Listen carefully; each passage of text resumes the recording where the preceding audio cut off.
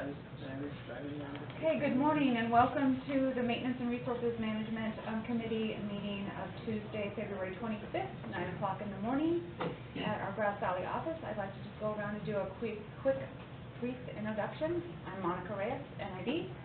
Jackson Manassian means Sexton, Soares, and Cooper. Ricky Heck, Director. Nick Wilcox, Director. Ren Scherzinger, General Manager. Mike Pasner, Indian Springs Organic Farm.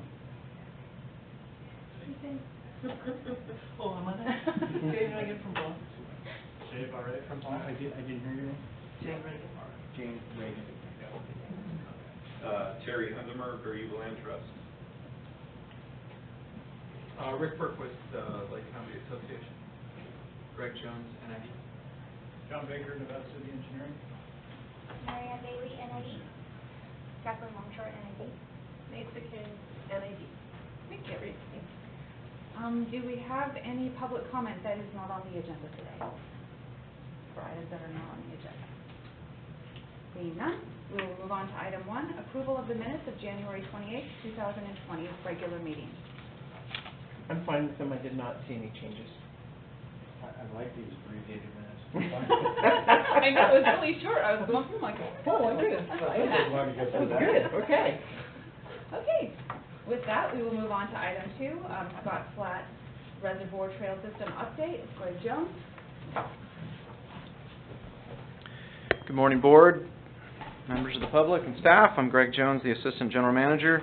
I want to give you just a brief overview of what's been happening out at Scotts Flat. It's been a little while, I think since July of 2019, really, that we came and talked about what was going on out at Scotts Flat in terms of a couple different systems. One will focus on the lower section of Scotts Flat, and I'll kind of give you the background there and kind of what's going on. And then we've got some activity around the upper section and working with some local organizations moving and maintaining the trail systems that we have already in place. So on the lower system, you've seen in your packet, we started designing a trail system that takes from the southern end of Scotts Flat Reservoir across the Pasquale Road side on the Cascade Shores area. And upon realization of the district, it was going to have to redo its spillway out at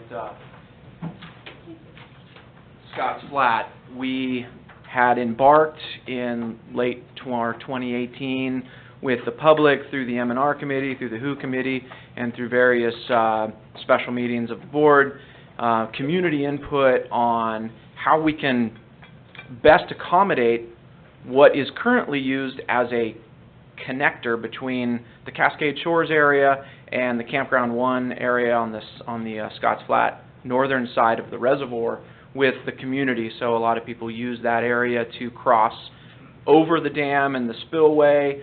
There is no vehicle access, but the public does use that section to go over, and NID's having to do some rework of the spillway in the next couple years.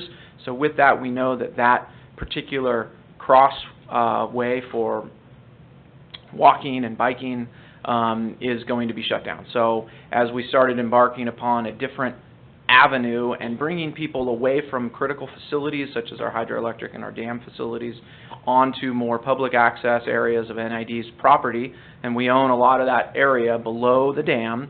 And so we've been working on developing a process and a project to build a trail system that would go under the dam, kind of starting from the Pasquale Road side, go through district-owned property, across Deer Creek at 2 sections below, and then back up on district property, perhaps onto the Snow Mountain Ditch, the old Snow Mountain Ditch area, and connecting yourself back to the campgrounds 1 and 2. Roughly on NID, went out and surveyed it for a number of times.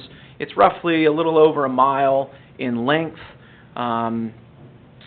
In 2018, December 2018, NID released a request for proposal for design and engineering services. We sent that to 10 different organizations or firms in the area, and of that we received interest from about 6 different organizations. We did a site walk in the spring of 2018 with those organizations and talked about the topography, where the trail system might go. At the time, our survey crews had done sort of a 40-foot swath of where a particular trail may start and may end. We've made some adjustments since then, and we've hired with Nevada City Engineering, who has been working throughout the latter half of 2019 to develop what you see in your packet here. This is sort of the preliminary draft overview of where a trail might go. Now, we've put some lines in here where a trail system may go, but we're going to know once we get on the ground, it's going to be within this 40 to 60 foot swath of land that we've surveyed that the trail system technically will go. Nevada City Engineering, John is here with NCE. He's been project managing it for us on that end over the last 6 months or so. And they've been engaged with local botanists and cultural experts right now to go out and understand the environmental or cultural sensitivities of the particular swath of land that we're looking at for a particular trail. We're excited that we think that that's going to finish up here in the next month or two, 60 days. This is the time to do it, to get out there and start looking at the environmental, cultural, and fauna. And soon after that, once we have that, we're going to bring that packet of the CEQA documentation to the board for a resolution of whatever CEQA action we're going to have to do out there on the trail system. And then we get into the construction of the terrestrial part of the trail. We know that, let me stop there. The terrestrial part of the trail, we're working with, we're in conversations right now with the Bear Yuba Land Trust to develop an agreement, and that should be squared up here in the next little bit, I think, a couple weeks, to identify. We'd like the Bear Yuba Land Trust to work with us on community engagement and facilitation of the terrestrial trail development and creation, right? So that's actually getting out there with particular volunteers, understanding the organizations and the flow of the engineering studies that Nevada City Engineering has put together, understanding the width and the breadth of the trail system from the Pasquale Road area down to the creek, and then across the creek on the other side back up to the Snow Mountain. On the Pasquale Road area, we're looking at a couple different actions. One is a section of this trail, perhaps maybe 100 yards at the most, traverses through private property. So there's a section of private property that comes down, and the reason why we're touching on this piece of private property is because just to the north of it, as you go down, it's a very steep incline, and there's a nice bench that goes right through this individual's property. We've spoken with them a couple different times. They're very interested in working with the district, but as we know, we're on a moratorium for doing anything on other property, looking at either acquisition or anything else until we get our environmental documentations done. So we're going to wait until we get all of the environmental work. We bring it to the board for either CEQA exemption or mitigated neg deck. We're not sure which ones we're going to go after.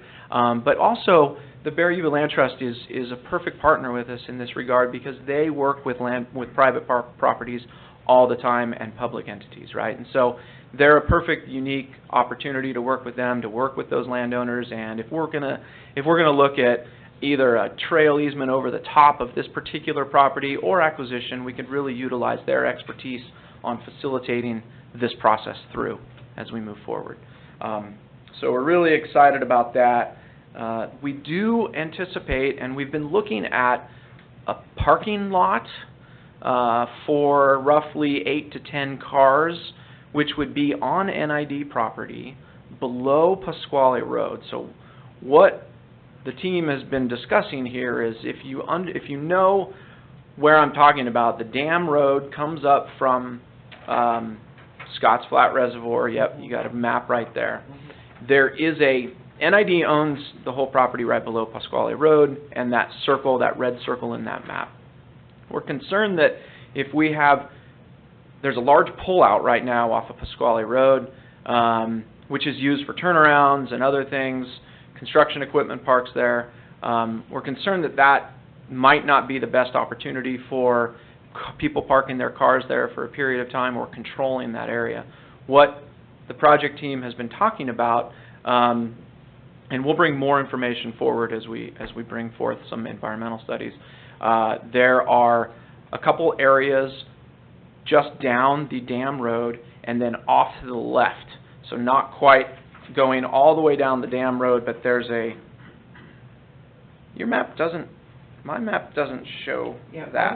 my map does not have a little red circle on it. Okay, so they don't. There is a map somewhere that shows a red circle. Did it come on it? Well, no, that's not it.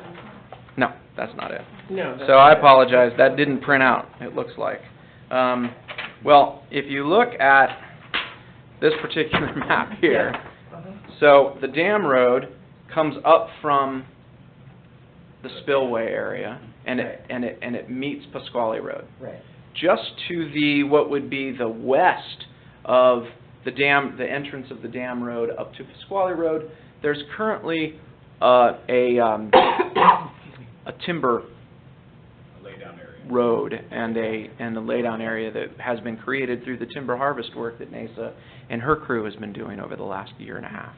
So there is a section up there. We're analyzing it for wetland delineation, for species of concern. We've already done a THP through there, which is a CEQA equivalent, but we're timber harvest plan, which is a CEQA equivalent document in the eyes of California and the environmental purposes. But we're going to focus specifically in this area to see if there's anything else that might have been missed in a broad scale. And what we would have to do is do a small land conversion for a parking lot. So that would be a county land conversion for that particular acreage of land. You can't just put a parking lot in a, I don't know what the zoning of this area is, Nasa, do you know? It's a timberland conversion. It's going from the intent from growing trees to something else. Ah, got it. Okay. Yeah. It's a 3 acres, it's held fire permit. Yep. And so you anticipate this parking lot to be somewhere near the intersection of Dam Road? Just below Pasquale Road, yeah. Off of Dam Road. You'd come on Dam Road, come down a little bit, and we'd have to build some more controls. Right now at the top of Dam Road, and Pasquale is a nice big NID steel fence, a gate, right? We're anticipating probably another gate down, so right about where this bend in the road is, would be this small additional road off to the side to a parking lot. We would be fencing that and putting another gate, and it would be, the idea, talking with Rec, is that this parking lot would be open from 8 a.m. to 5 p.m. or something like that, with a Iron Ranger, which is a little place where you put a $3 bill or a $5 bill to park there for the day. That's kind of the idea. Right now, we're still fleshing that out. But that is the idea of the section. Now, we anticipate that by summer into fall, we're going to have the terrestrial trail completed. When I mean terrestrial, that just means the above on ground, where we can get in there with volunteer crews, and no bridge at this point. The reason why we're not focusing, so the trails will terminate on both the northern side of the Deer Creek and the southern side of Deer Creek. They're going to terminate at Deer Creek itself. And the reason is because as engineering and the hydroelectric departments are building the final design for the spillway repair work, we don't want to put in a bridge of any sort and have it and impede. So we're working with them to finalize they're finalizing their plans, and so we're going to understand where exactly a pedestrian bridge can go underneath on the downside of the dam. On the downhill side of the building. That's correct, and the plunge pool. So as soon as we have some of those designs in place and they know more of what they're going to do, then we're going to dig right back into environmental studies, cultural studies, and anything that we need to do, structural studies for the development of a bridging system over Deer Creek. We've got some ideas. Nevada City Engineering has given us some ideas for what that could look like, a truss bridge and other things, above ground sort of wooden or Trex bridging over some marshland areas as ideas as well. But the rest of the trail, we feel pretty comfortable that with working with the Land Trust and other community partners, community organizations and user groups, we can bring forth a trail system that both the Cascade Shores folks on the side, the northern side of the Scotts Flat Reservoir, as well as all the other user groups who might be bicyclists or walkers, could be utilizing this trail, currently getting down to the creek, taking a look at it, turning around and coming back until that bridge is designed and installed. So Greg, is this first phase, if you will, or this phase of the trail, will that go up and around, what would be the, where Deer Creek enters into Scotts Flat, or are we talking about project? I know it's a different project, but I'm just wondering, these are being coordinated, presumably? Right. And what's the timing on all of it? Well, okay, so the lower section, kind of breaking that phase, the lower section, and we're anticipating that the terrestrial should be done this fall, we're hoping. The bridging aspect would be done perhaps next year, but before the spillway design, not until after the spillway design is complete, but hopefully before the spillway construction project takes place.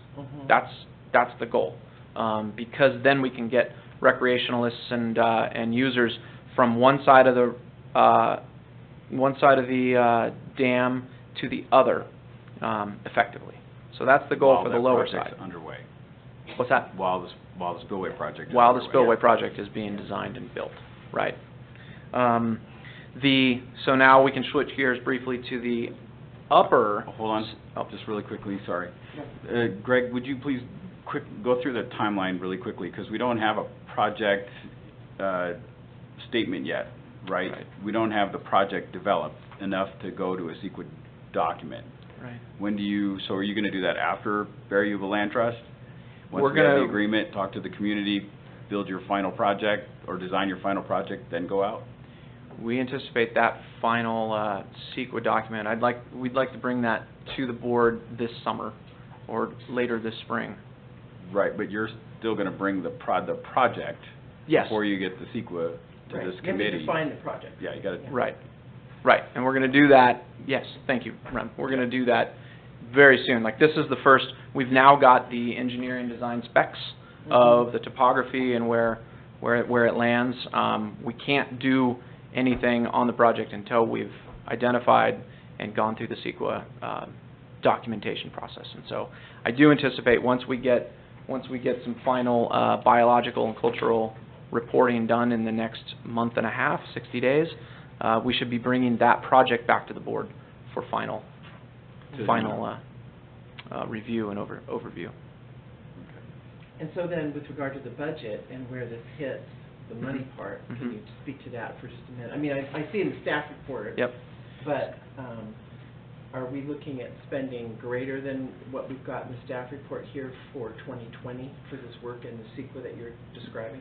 So we are going to spend a little bit more than what's stated in the staff report for the agreement with the Barry Yuba Land Trust and the facilitation of the terrestrial on the ground design and the building of the trail. That's going to be this summer, fall, we're hoping. However, part of our budgeting, we've thought about this as a potential this year, and doing more work with other organizations to help facilitate the construction of the trail. I was going to ask, so are we doing the construction, or we're sort of in charge and overseeing the construction? We're not doing the construction. Yeah, tell me how the actual, like, the people with the picks and the shovels and the, all of that, we've how got that's happening. We've got some we've got some representative community organizations in the room today. We've been talking with, and there's been great interest since 2017 by groups like Bonk, by groups like Y-Bonk, by groups like the Land Trust, who have capacity and capability to bring large amounts of volunteers for work days, many weekends, and really get a lot of on-the-ground work done in a rather short amount of time with committed and dedicated individuals. So we're really hoping that we're going to, anticipating that those relationships and partnerships are going to continue on. So we're going to do that, Greg, with what? So with the contract with BYLT, that's going to Yeah.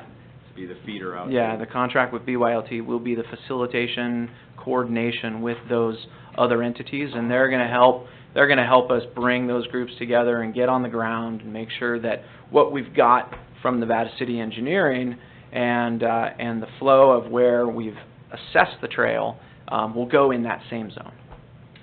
Yeah. So Nevada City Engineering's contract is ongoing. We signed on that in 2018. That's carried forward, and there's some money left in that to continue moving forward. We're working with the Bear Yuba Land Trust right now on what the agreement looks like. At this point, we're still not completely solidified on the cost and the price for facilitation and coordination of the development and the creation of the terrestrial part of the trail, but we're looking forward to getting through that here in the next few weeks.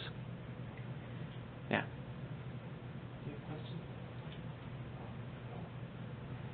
Okay. So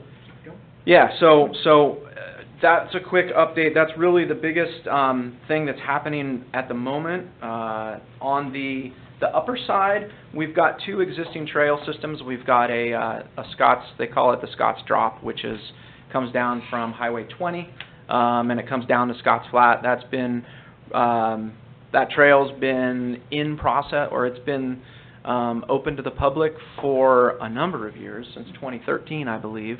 And we currently have that trail that's open to the public. We also have another trail system that goes along the lakeside between campgrounds 1 and 2. And so those are open for walkers and bikers. We don't allow equestrian on any of our properties for these trails. So when we say multi-user group, that means really bicyclists and hikers and walkers. No motorized vehicles as well. And so currently the bicyclists in Nevada County Bonk have the maintenance agreements for both of those existing trails, and they're out there doing trail maintenance projects. And again, they facilitate large amounts of volunteers. I was out there on a very cold Sunday not long ago and saw probably 45 folks out there with pickaxes and Pulaskis and shovels and making the trail nice and smooth for everybody to go down. So we're really happy with that agreement and that partnership. Those are annualized maintenance agreements. I believe that they come due. That's one particularly comes due, I think, in April of this year, and so those are annual. We review the work that they've done. We've reviewed the process and the relationship between the organizations, and then those are kind of Monica's. Those particular agreements are under Monica's purview at this point, and so at this point we're under no illusion that we wouldn't be renewing those. And so it really helps with the community. There's a lot of people that go down and on those trails, especially in the spring and the fall, and there's no snow. There's a lot of people that want to come down to Grass Valley, Nevada City, and go on mountain bike rides. And that's really, that area has built itself as a destination zone for recreational enthusiasts, especially mountain bikers and road bikers alike. So with that, NID's working as well on a larger connection system that would take a trail from campgrounds 1 and 2, take it north over Deer Creek, and then connecting it with the Southside Cascade Shores area. We're doing a whole lot of work this summer for a timber harvest plan, THP work, on the south side of Cascade Shores, next to the shore and up to pretty much up to the bench of the old Cascade canal. There's a lot of activity happening there this spring, summer, fall, and next spring. We would like to look at trail systems that's going to connect the northern side over the Deer Creek in the north. We've talked to the Forest Service. There's some beneficial locations upstream of NID's property. That's where NID and the Forest Service match. Our properties overlap. There's some smaller Deer Creek crossing sections that are further to the east, so upstream a little bit, that a bridge can go in. It could be a little smaller. We'd have to work with Forest Service. We've got a lot of indication that there's interest there. And then connecting it perhaps back up to the Cascade ditch for a nice, perhaps ADA accessible. I was gonna ask if any of this will be ADA Yeah. accessible, any of these trails. One of the ideas. The road, the bench road, Ricky, is, it's on a nice slope, because it's Right. it's a water canal. Uh-huh. It's, it's a. So, yeah, so it's- the answer it's is a yes big on one, some yeah. of it, okay. It is, and again, it does cross, it's not our property, mostly along that canal, there's a lot of private property. Again, we would be working with our friends at the Barrier Land Trust to talk about trail easements and what we can do to get over these private properties. But that could be a trail system that connects, like an ADA accessible with,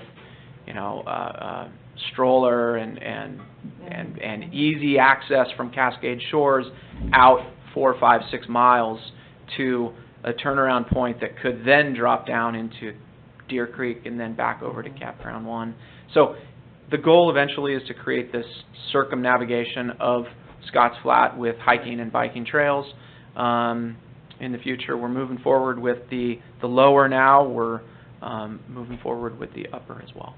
Okay, so just to expand a little bit, Greg. So the Scotts Flat Trail Ring will then be able to connect with the lower Scotts Flat Snow Mountain Trail, which heads all the way, is the Snow Mountain Ditch, which comes all the way into Nevada City. So we can connect the communities around Scotts Flat with the trail that heads down into the community of Nevada City. So now we've got trail connectivity.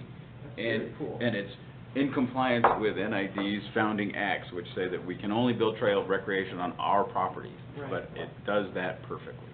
Nice. Yeah. Nice. In terms of, I'm seeing a lot of these motorized bicycles or bicycles with a motorized assist. E-bikes. E-bikes, thank you. Yeah. Are those going to be allowed? So that's something that we have not contemplated. I know that the Tahoe National Forest has, I believe, allowed them. motorized vehicles, and I don't know how that Yeah. fits in we the definition. that would be a separate conversation. I think that would be more policy driven from the board, because we do have directive right now that our trails are non-motorized. Non-motorized, right, that's why I asked. So, Yeah. so I'm not sure. I do know that the Tahoe National Forest has allowed e-bikes on their trail systems, if I'm not mistaken. The word is they lost the lawsuit. Oh, They offered okay. settlement, it wasn't accepted. Okay. But I have not seen anything published. Okay. It's just the word I have. Okay. So that would be something to take up at a different time, Think about I think. it in the future. But they are growing in popularity. Yeah. There are more and more of them out and about in the world, and so it might be something to talk about in the future. It does affect other things. Well, it does affect other things. Yeah. So Greg, would you mind just taking that as a task item? Absolutely. Go out and make sure, find out whether or not e-bike is considered a motorized vehicle. Mhm, If it is, mhm. there's laws that already deal with that. If they're not considered a motorized vehicle, then that's something for the board to take up in policy. Yeah, that we would have to look at that. Yep. I don't know. Be interesting to hear from the bicycle, we don't have to do it now, but, whether they, like groups like Bonk and Y Bonk and so on, if they, if they're like okay with having these e-bikes, or if that interferes with the experience of cycling and. Yeah. It'd be Safety? interesting to know. Oh, how fast, I don't know enough about them to be able to say. They can go these are- 30 miles an hour on I a know. small I trail. know. So it's like, ooh. Uphill. And you pedal. What's that? Would it be safe to have them both on You the same trail? I wonder most if of them kind you of start to pedaling, pedal yeah. and then you give it gas. Yeah, Well, you give it electricity. So it's an electric moped. there you go, yeah. So, Okay. but we can definitely bring that. I can bring that back, and Well, as we move. I'm interested to know how that will Yeah. fit with our overall design. I would and be if it too. fits at all. Right. It seems like it could be potentially a danger to the walkers and the cyclists that are there, or maybe not, I don't know. Well, I think there's- I think I want to expand it a little bit, Director Heck, in that they're going to be in our campgrounds, and so our prohibited activities policy needs to decide whether or not it needs to be inside there. So, yeah, I think I need to know, let's find out about motorized or not, and then we'll talk about where we put it and have a conversation in this committee. Okay. Yeah, we'll definitely bring this back, because it will be an element of enforcement, And how do you enforce something when we don't necessarily have a, Or not, or right? We or may not? just say that, you know, a 30 So- mile an hour bicycle is a 30 mile an hour bicycle, whether it's got an electric Right, and assist just on it look or out. not. Beware. Yeah. I guess, I don't know. Maybe have a cowbell you gotta put on it at the front and then you Metering- put it back on the metering back. stations on the thing. Yeah, right. Those little British cameras that Yeah. take pictures of you as you go by. Okay, well, So thank you. that's the update. There's really no, action at this point. Is there any other questions you might have? Do we have So we any, cover the Public trail? comments Yeah. on this item? Okay. and do we have any public comment? Come on up, Gary. Again, Terry Hunter, Berry Land Trust. I'm a director and co-chair of the Trails Committee. We're just excited to be at the table with you guys and look forward to working on more trails and look forward to the opportunity to complete Me this too. trail. I'm glad you guys are working with us. Yeah, thank you. Awesome. Thanks, Terry.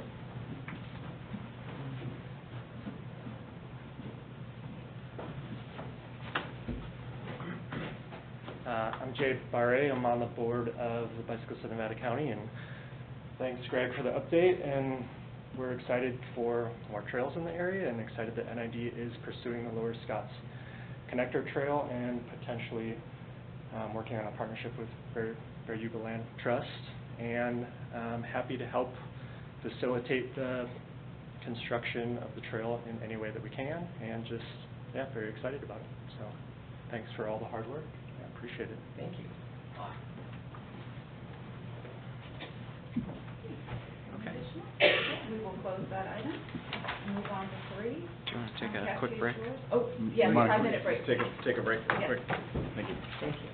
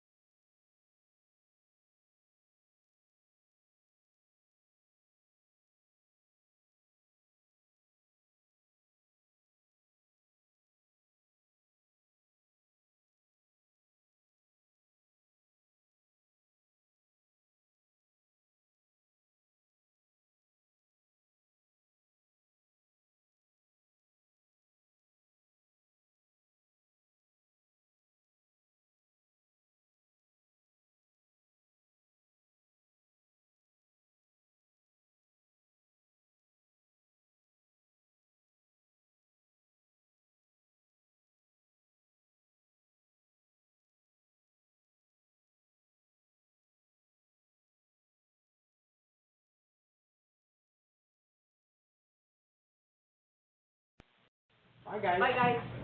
Thank you. Okay, let's continue with the meeting. We are moving on to item number 3, Cascade Shores trespassing and encroachment issues. Greg, you're up. Okay. Good morning, board, public staff. I'm Greg Jones. This item comes in front of you today. Said with emphasis. So this item comes in front of... Related to the dam road? No, it's not at all. It's on the other side of Cascade Shores is the idea. So what staff has identified over the last couple of years, a little while, of activity happening on areas of district-owned property that we don't always have eyes on, right? We're not always paying attention to this area. Some of it's behind private residences. We've done some tree work in the area, but not enough to really be there constantly. Our recreation staff is doing other activities in other sections of the reservoir and not necessarily. So it comes as as one of those ideas that we've got over 10,000 acres of property and ownership of land, and when we see something, sometimes it's been going on for a little while without our consent, and we say, wow, oh boy, more knowledge. I'll give you an overview. This is we want to bring it to your attention, number one, to inform you that the district is, that staff is moving forward with sending some letters to these private parcels, individual letters, but we also want to get a sense from you as to there's timber activity that we're doing there this spring, like I mentioned earlier. There are actual physical structures on NID's property, and we kind of want to get your sense of how far we want to take some action. So this is broken up, thanks to Marianne and the Encroachments Division, by setting this map up into 3 different or 4 different sections that we can talk about. One is the yellow rectangle on this on the map. The other is a red oval. Then there's a much broader green rectangle, and then within that there's a smaller purple rectangle. And within each of these, there are sort of graduating levels of activity that are the chopping down or changing of district property, and others of people are just doing things and they're putting things onto district property that may or may not have cause a big issue. So I'd actually kind of like to start with the purple rectangle section first and go through some photographs. The purple rectangle area really is a lot of some private fencing that has come down onto district property over, again, district property is the high water line of Scotts Flat Reservoir.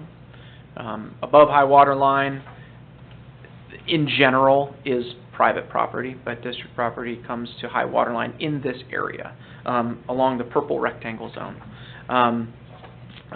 We've identified some fencing that has come onto district land, as well as tree and vegetation removal. You can see from this photograph on page 6 of the purple rectangle area, someone has completely cleared out a very nice plateau and an overlook down onto district lands. This is an area, when I say high water line-ish, it's not always the case. Sometimes our property will come up onto above high water line. This is clearly an area above high water line that is on district land. Someone has cleared out and made a picnic table site on a nice little knoll with a beautiful overlook onto Scotts Flat Lake. Yeah, there's a flag there. The green rectangle in total, we've identified a number of dirt bike trails, I'm sorry, they're not trails, they're just mostly teenagers and kids out there on dirt bikes or quads. When the water's low, they're going out on a Saturday or a Sunday in the evening or early morning and wrapping around out there. Some of our staff, Monica could speak for this, some of our rec staff have flagged them down and said, you can't do this, and I think the general answer is, the heck with you, I can do anything, and then tear off and keep going, right? Chase me. Find me if you can. So we're identifying some of that area. Now that is not as impactful to the district, I think, overall, but it is still an activity that's happening on district lands with motorized vehicles. Should something happen and some child get hurt, somebody hit, it is a district liability for sure. So we wanted to bring that to your attention. As we go to the red oval, these are about 4 or 5 homes, 5 homes that are centered up in the middle of that red oval, and we're not exactly sure what these large pipes will carry from the homes. We anticipate it's rain runoff, but we don't really know where they start because we haven't walked up and seen where they go into a home or around a driveway or something like that. But it could be a channelized drain runoff of stormwater that is flowing down these large pipes and directly depositing, as you can see, onto our property, into the lake. We don't really know what it is. Again, it's something to be aware of. We're sending letters. Now, let's get to the yellow rectangle, which is the most egregious of kind of all the encroachment activities in the area. What's that? Poured foundation? Poured foundation. So we've got a number of standing structures. We've got a propane tank that on page 5 that is clearly on NID property that was the county had permitted it. So it's permitted by the county. So that's one issue. Have but you looked into the permits from the county? Because Yes, I have. Because we had, personally, I had to move my propane tank for my insurance thing this summer, and we had to go get a permit from the county, and we had to show that where we were moving it to was in fact on our property. So did these folks misrepresent? So come on up, Marianne. Oh, sorry, yeah, and introduce yourself. Yeah. I'm sorry. So Marianne has taken all of these pictures and really put this together. Mary Ann Bailey, engineering technician in encroachments. So I actually did pull the permit from the county and also the inspection report, because that was my thought is, well, maybe it was never actually inspected. And there was actually a site inspection, and to go to the site, you actually walk past one of our property marker boundary signs. And it was signed off by the county as acceptable. Okay, so did the homeowner in this case, this is getting into the weeds, but did they provide a site plan with their permit that showed where the propane tank was going to be in relationship to their And the property? county did not require it They didn't? with that Okay, well, application. we had to do that. Okay, just thank you very much. Of course. So as we go up on page 5, there's a playhouse that bisects district property. Very nice playhouse. Put some money into that. It's it kind of is straddling district property and private property. You can see the number of trees cut down and logs. We don't know if those are on district property or not, but clearly a structure is straddling our property and a private property. As we go, I'm sorry, I'm kind of working backwards to forwards on photographs. That's okay. Page 4 is 2 photos with a boat and an RV carport. These are clearly on NID property. You can see the property boundaries and the stakes as they go. Behind those stakes is NID property. In front of those stakes is the private property. The boundary stakes on the RV carport kind of go right down laterally the middle of it, and then clearly the boat port is well within NID's property boundary. Excavation was done. Sidewalls were reinforced or not. We don't know to the extent how they're holding with erosion control or anything like that. No mention. We don't know how long these have been there, do we? It's been less than a year. Oh, less than a year. Oh, wow. Okay. So relatively new.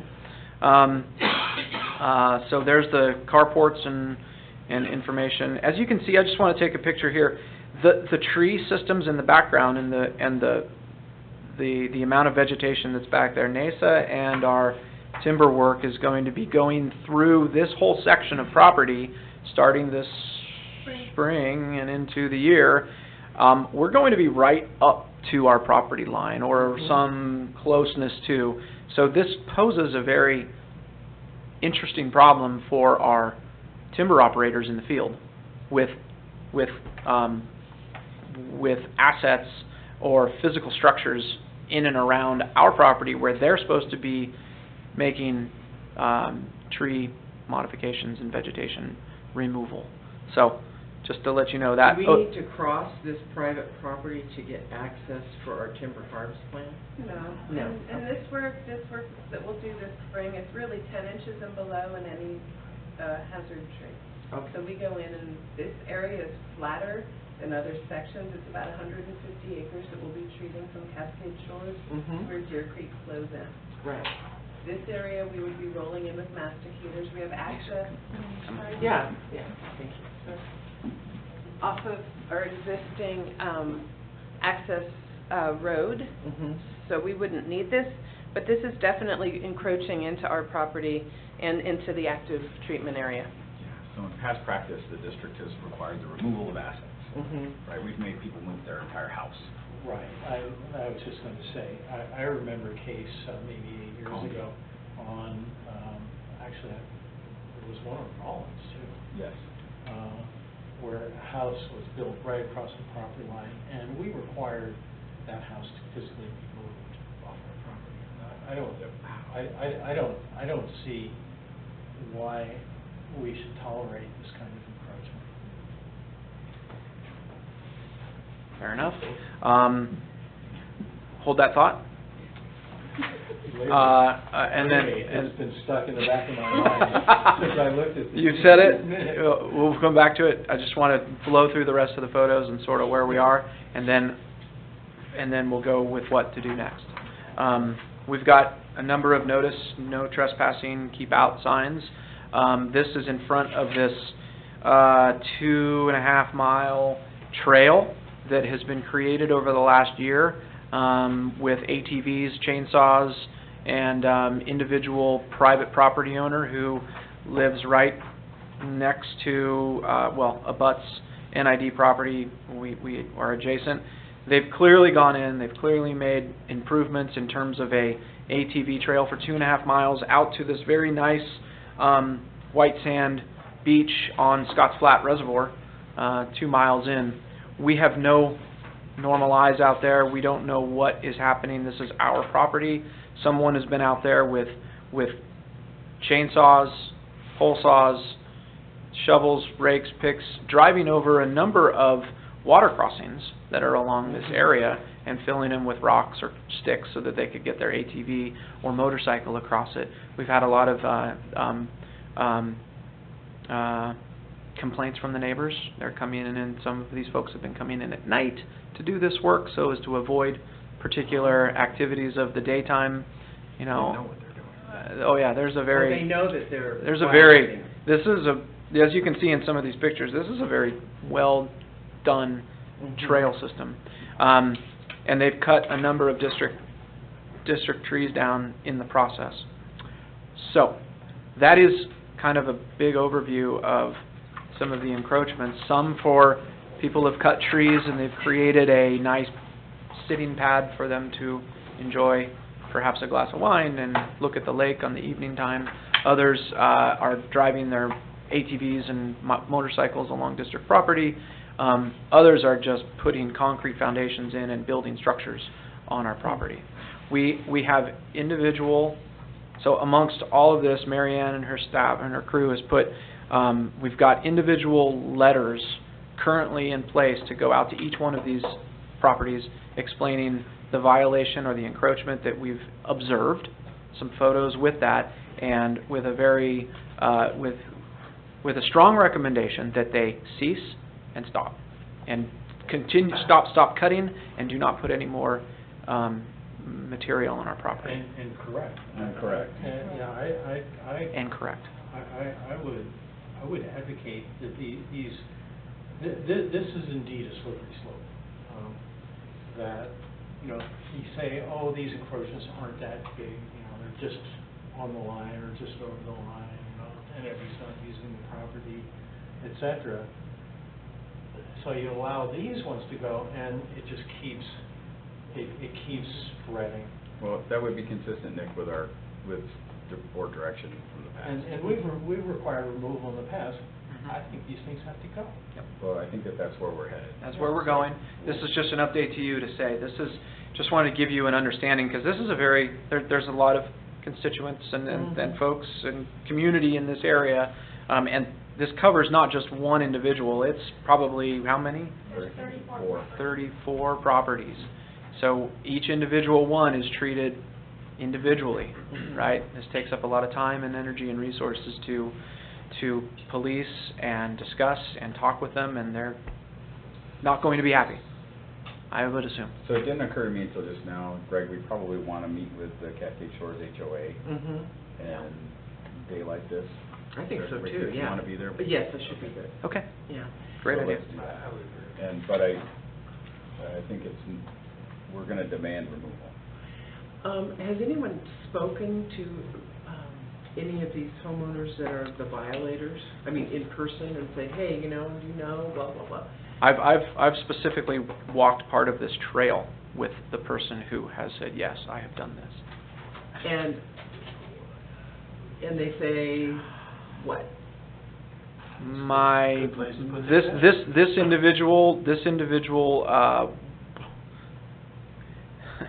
This individual wanted to take his aging mother to the lake. And so he created a 2.5 mile trail to put her on an ATV and take her to this nice spot on the lake. Well, you buy a pass and just go to the boat ramp. I know. Right. Good point. Dang. Mention that to him as well. Good idea. Mention that to him as well. But that was the rationale for that particular one. I haven't spoken to any. Have you spoken to any of the other property owners? No, I haven't seen anyone else out there who wants them out. And typically, we don't say too much if we do come into contact with them in the Sorry. field. Can you come up? Sorry. And typically, when we are doing the site visits inspections, we don't say too much until we have all the information in our ducks in a row. And then approach them at that point, and it's usually in letter form. So not only do we send a letter with, you need to contact us in a deadline, but we also include an assessment report with all the conditions of it, what the problems are, and then the pictures as well. So have you talked to the people with the boat? Have not. Okay. Or the tree house, or is it the same people? Separate, but have not. So do you need specific board policy? Or there's No, probably they've got already- policy. We've got it. We're ready to go. Policy is they have to go. Yes. It's We're just letting you know. Just letting you know. It's going to be a little bit in It's gonna fuego. be, It'll be bumpy for a little bit. it will be bumpy. Yeah. But I think, that we clearly need to talk to the Cascade Shores HOA, right? 'Cause Yes. this is going to hit the ground Yeah. just like that. Absolutely. Yeah. Right? So we want to make sure we're ahead of that. Has there ever been precedent, I just have to ask, of the district selling some portion of this, to the homeowner? So Have not we ever that done I'm that? aware of. Uh-huh. No, we've always stood on this is our property, I know that I can say that in the 13-14, there was a conversation about corrective action, and then if you want to buy the property after the corrective action, right, so we're requiring you to remove your assets, you want to expand your property, come to us. And that didn't materialize because these are facilities that we need, or they were, I think that one was some land around a tank. Oh, So you yeah, you weren't going to get there anyway. But, Yeah. But for something like this, where this Well, is... like the boathouse or something, where it's like right on the line, I could say, well, you want to buy it. Right. And then we'd have to assign some kind of damage, some kind of taking, and then a Totally. fee value and all that Totally, stuff. and they'd have to pay all the expenses and survey and all Yeah. that kind of stuff if they Yeah. understood. I just was curious, Yeah. I'm not offering that as a solution or even thinking about it, I just wondered if there had been precedent. No. Can I add to that though? So actually where the property that has the propane tank, back in '78 when that house was built, it actually was built, a portion of it on district property, and we did a lot line adjustment of 20 feet. Oh, so that was... So they could leave their house in place. Uh-huh. And at that time, it was actually, for the current property owners, it was their parents who Oh, built the interesting. home. 1970. So how long has that propane tank been there then? 2017. Oh. Well, what did they do for propane before then? Just keep doing a lot line adjustment. And I'm thinking that one. So they want might another be- lot line adjustment. Well, I'm guessing that some of these folks left for that, Yeah, so, for sure. you know, if you've I put would. all those resources in, that's, I'd do that, I'd go, hey, let me buy it from you, you know, and so. For a million dollars. Add to our reserves. Yeah, well, but I think that, well, I agree, there's a slippery slope at that point, right? Then you know that if you go out and build an NID land, then you can buy an NID land. Right, Just- yeah, no, I mean, I'm not offering At a that. very depressed price, at a very inflated price. Yeah, well, we're not allowed to pay any more or less than fair market value, Right. so we're stuck. Right, so my Okay, we'll my follow advice policy. is follow But I policy. Yeah. think we need to, we need to go Thank out you. and talk about it. You just needed to know but about let's it. do a meeting with the Yeah. Cascade Shores. That's a great idea. Homeowners Yep, Association. for sure. Okay, Any public comment? No?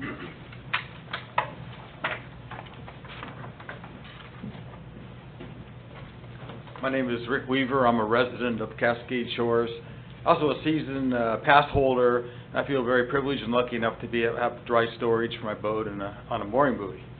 And I frequently see a lot of trespass, people just driving on the NID land and using it for day use from Cascade Shores neighborhood, particularly on the west side of the boat ramp there at Cascade Shores. And just some people are driving down with all their stuff and then launching a boat and taking it over there and bringing down their ice chests and their day use gear. I've witnessed repeatedly people cutting trees, not cutting trees, but the trees down. I've reported it to Monica and her staff and sent map depictions of where these incursions are, these trespasses. And I would support what Greg said about his presentation, that there's a lot of these encroachments. And people, another issue is people parking on Lake Lane, which is the road that goes into the boat ramp. Right. I don't think it was really mentioned, but it's causing a lot of issues during the time for the local residents, during weekends, in fact, every day in the summer, you cannot find a parking space. Bumper to bumper, people are like blocking the road. And these are people who are just trespassing on both sides of the gate at the boat ramp for day use. I for myself is paying $200 plus a year for a season pass. These people are getting freeloaders, bringing in a lot of riffraff, fires. I've seen people have Yeah. on the other side, people have fires during the middle of fire season. That are using the shoreline there. So that's just wanted to point out these things. Another, I support fully the trail presentation that Greg just gave. I'm really looking forward to having these trails available to expand the recreational mountain biking opportunities there along the lake. Thank you. Any additional comments? With that, we will close that item and Thank you. open up for Watershed and Grant Report. Nisa? Good morning, I'm Nasa King, I'm the Environmental Resources Administrator. Happy to be here to talk about the Watershed program. As you can see from my report, we've been very active in this very dry last month or so of weather we've had. We've been working at both Rollins and Scotts Flat reservoirs. Those are the two focal areas due to the high priority of those water storage reservoirs and our facilities there, and that they are embedded within the wildland urban interface of having communities all around them. You can see in these top few photos the work we've been doing, and this is in partnership with CAL FIRE through the CFIP program. That stands for California Forest Improvement Program. We have a document, a written plan that's been approved by CAL FIRE with projects identified in that. We're going through that plan and receiving partial funding to complete those projects.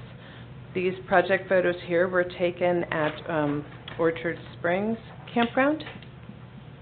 We've been doing understory thinning and mastication at that campground to reduce our fuel loading and also improve our forests. The health of the forests is directly linked to the density of the trees found there, and as I think I probably say monthly, due to the suppression of wildfire in the area, we've got very dense forests, and that leads to ongoing and continued forest stress. We have done approximately 60 acres of fire fuels thinning in the last month. That work, it includes portions of the Scotts Drop Trail. We added an additional 15 acres through this Scotts Flat Phase 4 work because that trail has skyrocketed in popularity, I would say, in the last 12 to 18 months. And due to that popularity, we have people from all over the state, Reno, Nevada, you name it, coming to do the Scotts Drop Trail. Well, where we have people, we have fire ignition potential. And so we've got mastication going there today. It should be completed by tomorrow, I hope. Bonk has been very helpful. So if the local, we reached out to Bear Yuba Land Trust and other groups to get the word out. Initially, the writers were very cooperative, less so this past weekend, so we modified the project. We actually stopped mastication on Saturday because people weren't listening to the signage that we had temporarily closed the trail and it was not deemed safe. So the masticator stopped and he took after it with a chainsaw to work in areas that would be safer. That just is what it is. It's the nature of this winter condition. And so we've done 60 acres recently. 11 of those acres were at Orchard Springs Campground. 8 of them were at Peninsula Campground, so those are both Rollins Reservoir campgrounds. And then the remaining acres, over 45 to 50-ish acres, have been done out at Scotts Flat. You said your SNC fuels treatment, Scotts Flat? Yes. In total, we treated 300 acres by July 1, 2022? We will treat. Oh, okay. Yes, we will treat. That's what that grant is funding. Okay. So this initial 130 acres that we've now contracted for the Gate 1, Gate 2 side of the reservoir is Scotts Flat Phase 4. Okay. And then we'll push and do an additional 150 between Cascade Shores and Deer Creek on the other side. Right. Again, that is very much focused on ladder fuels and understory thinning. It's a 10 inches and below combination of mastication and hand crew work. We also can pick up hazard trees. So we've got a contract we're writing this week to work in Gate 2. We've already identified 43 hazard trees that'll be removed, as well as areas for mastication and hand crews. There's lots of trees. We haven't hit Gate 2 yet, so we still have plenty. Yeah, Gate 2. Not so much. Gate 1 we've been working on for multiple years. We've had to add to our mix some different treatment methods. We haven't brought hand crews in for a while, and so Monica and I have been working to figure out what is our best method here. We may bring in the California Conservation Corps later in the summer or next fall, but we are going to bring in Washington Ridge crews in May. I think we have 6 days. And so now we're also checking in with them in case they have an opening in their schedule. They'll come in and do hand crew work and also address our broom, the Scotch broom that we have along Cashy Road and out toward the ditch tender's house. So we've got multiple objectives in the treatment as well with the fire fuels and forestry work. We've started work at the Snow Mountain tanks, working with Jackie. We had 4 hazard trees we needed to bring down in an area to do fuels thinning on. That work began yesterday. It should be completed by Friday.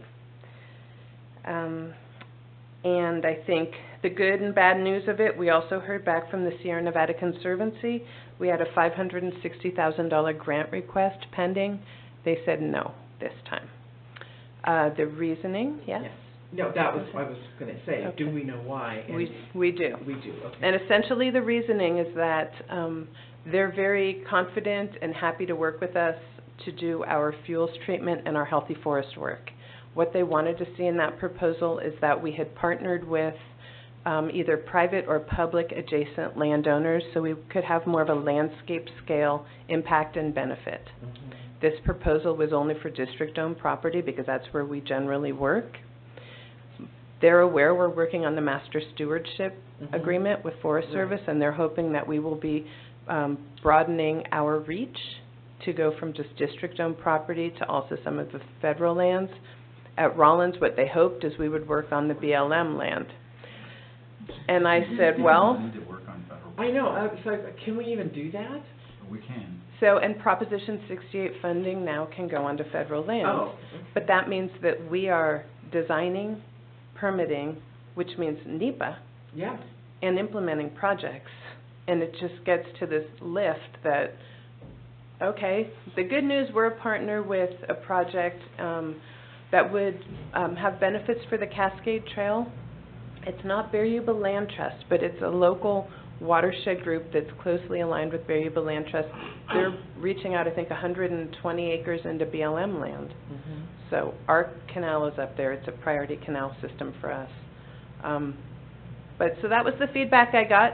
It is not the only tool in the box. We have CAL FIRE funding that we are working proposals up for that would include Long Ravine Campground and other areas at Orchard Springs, and we can also use timber harvesting out there. We have some very beautiful forests in that area that really need our attention, that have beautiful trees on them. So we would go through our selective forest project, also forestry work. And I think in a nutshell, that's the Watershed program. We've got the Nevada County STEAM Expo coming up in the next month. We're still looking at how to help and support that. Generally, we go in and we provide a group of us that score projects.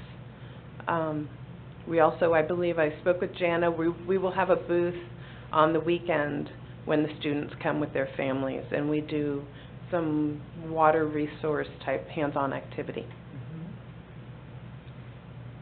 What is summer camp at Ditch Tender's house? So 2 summers ago, we had our first 3-day summer camp, and we are gearing up to do it again this summer. We used the Ditch Tenders facility. We opened it up to the community. We had one group take it for a complete day where they bring in an at-risk group of young people. I believe it was like 7 to teenage years. It's like an educational thing. Absolutely. It's not like NID summer camp.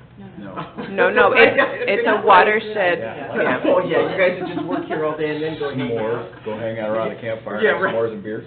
I'll bet not. It was watershed educational. We had everything from, I tried to minimize the stand and talk at them portion of that day, but we had a number of stations. I did a little stand and talk at them, but we did some water activities about how do you manage a finite resource like water? How do you make decisions based on the needs of stakeholders, to a water quality monitoring or testing station, to walking around kind of the nature trail. We had them pull a little Scotch broom, get a little sweaty. Get a little sweaty. Yeah, so we're working toward that, as well as the watershed open housing. No, we just gave them gloves. Gloves. And actually, Circle came up and brought weed wrenches Oh, nice. that time, so we were pulling the broom and piling it, or bagging it even. bagging it. Monica's staff hauled it out, Nice. so, Thank you very much. absolutely. Any Do questions? you have any public comment? No, we will close item 4, move on to item 5, maintenance activity report. Jackie?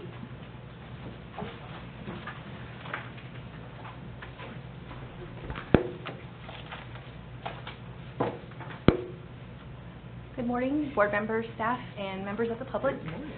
Jackie Longshore here to give the Maintenance Department Activities Report for the period beginning January 11th through February 7th of 2020. During this period, the Maintenance Department staff attended CPR and first aid training on the need for their annual CPR and first aid recertifications. We also held our quarterly safety meeting for the department, where we went over a review of a number of projects, as well as safety regarding AC pipe, and as well as going into migratory bird season and nesting season. We also did the identification, so that way crews could identify any environmental issues prior to projects.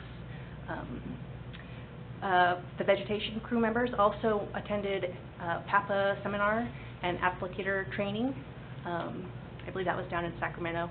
It's a training that they attend at least twice a year so they can get their continuing education certifications for their certifications and licensing.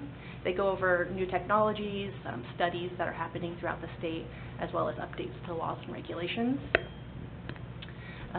Employees also attended snowcat and winter survival training. It was targeting our South Yuba Canal employees who are going to be out in those conditions. So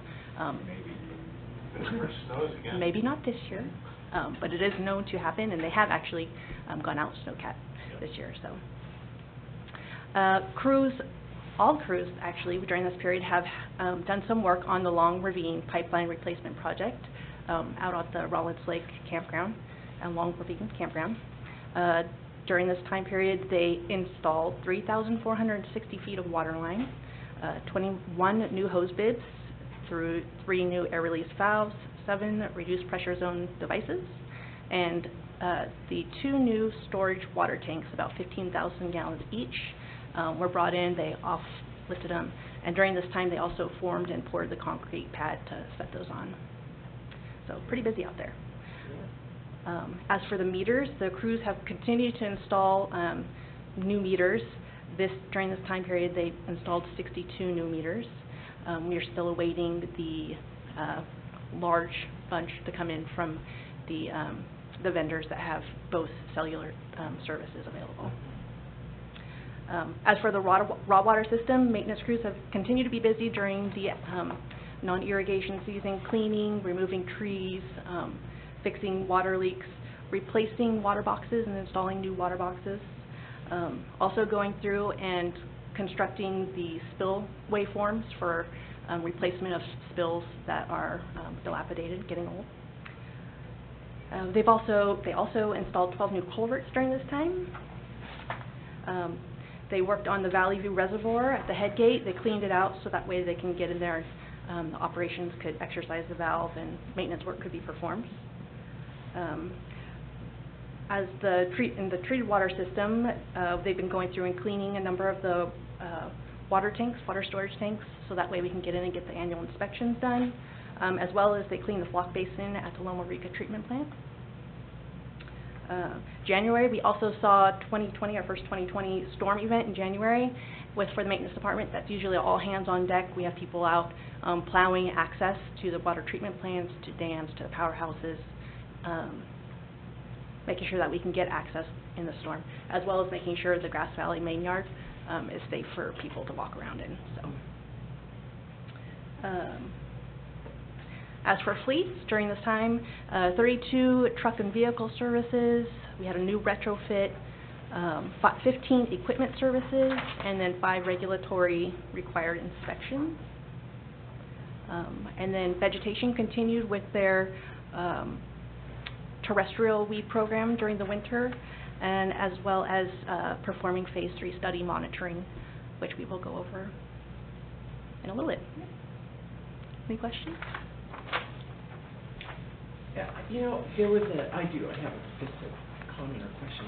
There was a gentleman here at the board meeting who gave public comment and asked a question that I thought was a pretty good question. Do our crews, when they're out and around, do they have any kind of water tanks of like someone with a cigarette or whatever they can put out a spot fire? Do you remember that question? Yeah, so he's talking about the Indian tanks that are on our hydroelectric. Oh, the backpack pumps. So I'll say in the maintenance department, we don't have any of those devices unless they are required on like the heavy equipment. All the vehicles do come with the fire extinguishers, and generally you can use that on a fire that you find. Okay. I know having been over in the hydroelectric department, there were FERC requirements that each truck. All hydroelectric assets carry, what's the Indian? It's a 5-gallon backpack pump, water pump. So that way you could spray water on it, as well as having a fire extinguisher. Yeah, I figured. I just was curious. I thought that was actually an intelligent question for the individual. Okay. So. There's no need to say this. Ours have water in them, or services don't. Oh, well, that's... They look good. They look great. Really, the Forest Service doesn't... They have the tank, but no water. Okay. All right. Any public comment? Nope. Okay, we will move on to item number 6, which is recreation activities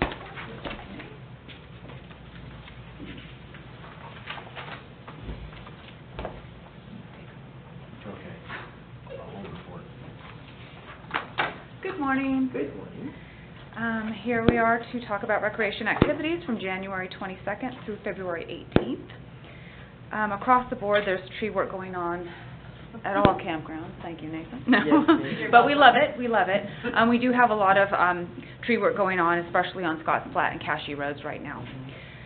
Winter cleanup continues, although we haven't had any snows or any storms recently. Those January storms kind of got us, so we are still playing catch up from those. Prep work has begun with the NID's Human Resources Department and Blue Ribbon Temporary Agency to start preparing for the 2020 temporary hiring season. Recreation maintenance has installed over by the spillway. There's this rock that when the water level is really high, you don't see it, and then as the water level drops, we typically stick a buoy over there, but it disappears a lot. People come and take it and move it. So the buoy? Yeah, the buoy, yeah. So this year we've decided to, we've drilled the buoy into the rock to stop that and see how far we get. Because it does become a danger. I mean, it's something that we check during the summer daily, just to make sure, I mean, it's a couple times a day, just to make sure that nobody has taken it. Because people do that. I know, but they think it's fun. Okay. Staff has met with BIT's fishing mission. They come out every year. This year will be their 35th year with the district. They usually take about 5 days. They get the Gate 1 lower loop, yep, and they have a fishing derby. It's pretty impressive. Are they local, this group? No, they're out of Sacramento. Huh. But I mean, it's members from all over California, and I mean, it's great. They have a lot of fun, and like I said, it's really impressive. You need to do a drive-through, see what they have. Bonk. Around 11. Around 11. Yeah, in the beginning, yeah. Before the cocktail hour. Exactly. Yeah, Which is 12. after the welcome from the previous night, before the next one starts. Yeah. We've done a little cleaning by then. Yeah, exactly. Bonk had a maintenance trail day, and as Greg mentioned, there was like 40-plus people out there working on the trail, so that was awesome. And then staff, myself and my recreation assistant, we've been working with an accounting consultant, Jeff Bixby, on accounting and recreation processes. So hopefully we are a lot smoother this year. We understand what we're doing, what we need to do. We're working and we have a better understanding of what accounting does, and they have a good understanding of what we do. Just clear the audit. Yes, it's to clear the audit and just to also help us process our revenue faster. So January went good. I mean, granted, it is January, but we did have a lot of revenue come in because we do have a lot of advance reservations. So we were able to work with him and actually balance that out really fast. Orchard Springs, as Nace has already mentioned, we had about anywhere from 10 to 11 acres mastication and some trees taken down. It looks, well, from the pictures, I mean, and just going out there, it's beautiful. We had this one section, we were hemming and hawing a couple years ago, and she's like, Monica, we need to do something about it. I'm like, yeah, it's going to be naked, though. There's going to be... So we did it. It looks beautiful. Thank you, Nathan. Should have stuck with you before. And then we've been doing a lot of beach cleanup. Orchard Springs is, you know, it's the last campground, it's the last beach on the lake, and that day use area is bombarded with debris every year. So we're trying to just stay up on, to get it early this year. We haven't had a lot of storms, but I'm sure we're going to get it. This is how we know we'll get some storms. Is we'll clean it up. It'll look beautiful. The storms will come, and then there'll be more debris. Then you should go out there. Exactly. Right away. Yeah. So we're going to keep working on that. Start now. Exactly. And we'll have the backhoe later. Yeah. Long Ravine, as Jackie mentioned, the water replacement system is moving forward. We still have the campground closed to camping, but we do have a lot of boaters. It's just a great place for people to launch boats. So we're still bringing in some revenue there. We did order our new boat slips. So, and we actually, all of our boat slips are on order. All the wooden ones we have removed from the lake. We had some of Jackie's folks help us out there. We actually took them out. We have them just on our upper parking lot so they can soak out the water, and then Robinson will come in and take them to the dump in Reno and get rid of it. But we want to get rid of as much water as we can, so we don't have to pay for the water. Yeah, PG&E has created quite a mess when their tree removal at Long Ravine. So NID's Environmental Resources Administrator, Nasa, she's been working with them on cleanup and a plan for cleanup. They've created roads that we didn't have before. It's just not pretty. So hopefully we get that cleaned up soon. And I was able to hire a new camp host for Long Ravine. So now we have a husband-wife team that are going to start in March, and then we do have a gentleman that lives up in the front house. So it's nice to have two separate camp hosts at two separate locations at the campground. It seems to work out really, really good. Peninsula is still closed for the season. We did have 8 hazard trees taken down by Jensen's Tree Care, and they will be doing some work at Gate 2 at Scotts Flat Lake. They did an awesome job. Great cleanup. Upper Division, Jackson Meadows is still closed, although there's no snow, so No, I was talking to Kean, hydro manager, and he said there's nothing on going into Bowman. So, yeah. So with the lack of snow, my staff, we've been starting to plan for for an early opening, just because people will be up there. So exactly. So it'll be good. And then staff has also been working with the U.S. Forest Service on. It snows on the daffodils. That's right. Yeah. That's what Nancy told me. We may get some more snow. Staff has been working with the U.S. Forest Service on updating their websites for the campgrounds that are in our special use permit. A lot of the group prices hadn't been updated since 2014-15. So as I was going through, checking things on their website, it was like, and I've given them the information, but apparently I gave it to the right person this year, so they are all updated. So the prices are updated? Exactly, yes. They're increased? Yes. Okay. Yes. Different. Our group, not theirs. Not theirs. Yes, Okay. but like our group sites were still $88. Okay, when are we gonna ask them to go up? It's a discussion that we could have. And then Combi, again, during the winter, it's quiet there. Staff has been working with NID's Encroachment Department with Mary Ann Bailey. We finished up the dock encroachment rules and regs and the dock specs, and that will be going to APC. We're hoping that it gets to APC in March, so then we can move it forward. May I ask a question about Sure. that? I also attended, I remember, a big thing about encroachments on Combi. Mm-hmm. Whatever happened with that? That's where we're That's at now. where we're going. Ready to start going after. Oh, we're ready, okay. Yeah, so that's the future is we need to determine and start up the cleaning process of all those, non-authorized encroachments, yes. Amount of encroachments. There's a lot, yeah. Yeah. Was it 100? It was a lot, I remember. Yeah, there's a lot. And they're significant. I mean, they're not, even that RV thing is nothing. It's nothing Compared to some of the stuff that's out there, yeah. Unbelievable. And the stuff that just pops up. So who's the director there? That would be Director Miller? That would be Director Miller. Oh, good, that'll be good. Yeah, yeah. On the Placer County side, it's directed nobody. Yeah, that side got its own issues. Yeah, exactly. And then Greenhorn, I did speak with Mike Lucera, who is our concessionaire out there. He and his staff have been working on winter cleanup as well. They've had some trees come down, so they've been working on that. And then as far as 2020, they were going to do across the board a rate increase, but his wife has been really ill, so they just raised their reservation fee from $5 to $10, so that matches us. Mm-hmm. And that's it. Any questions? I have a question Oh. on the mussels. Okay. Well, and I wanted to point out my new graph. I saw those. Impressive. Yeah. But they're really great because the visuals are... Exactly, totally, yeah.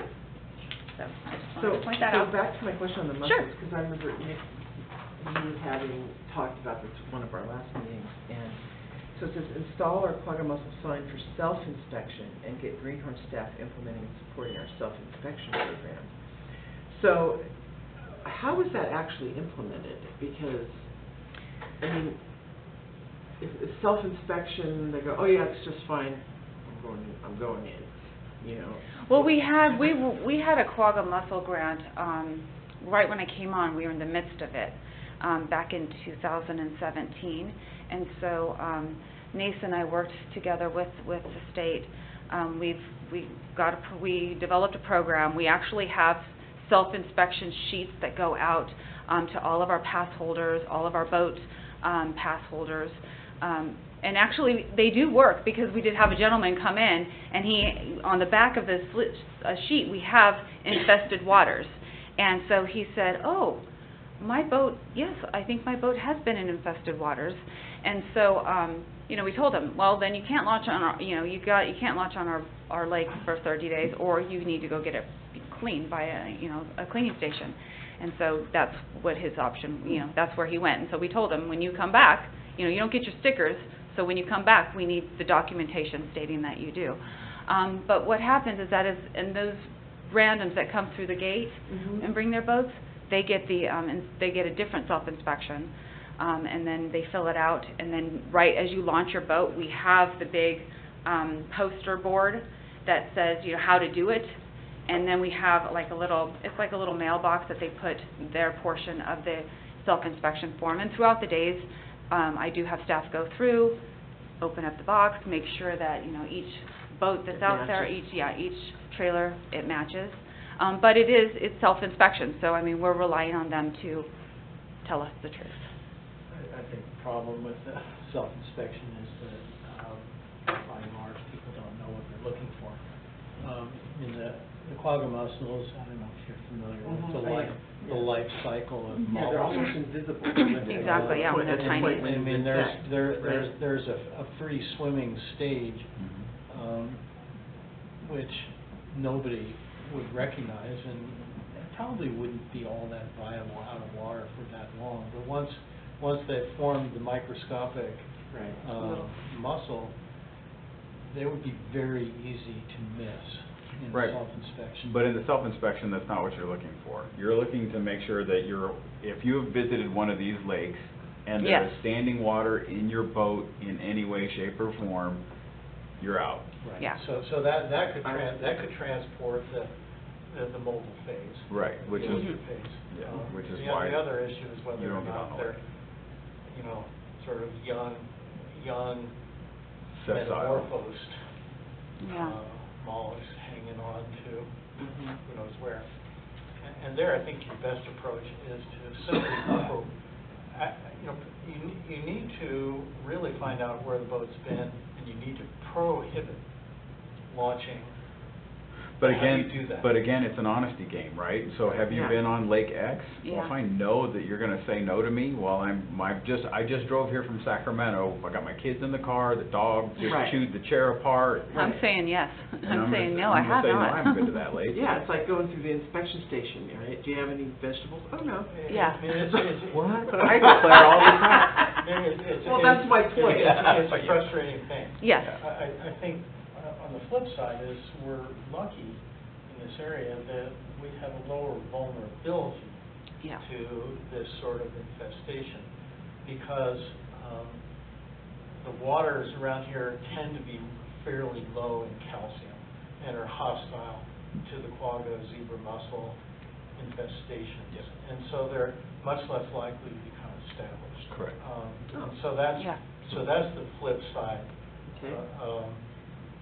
So those studies were done as part of the FERC licensing? And we do monitor. I mean, Hydro does monitoring. And we do have quagga mussel monitoring in. So we have sessile plates that are hanging under the docks that if there is a villager that's looking for attachment, they will find this plate, attach themselves because it is conducive to their growth phase, and we'll find them.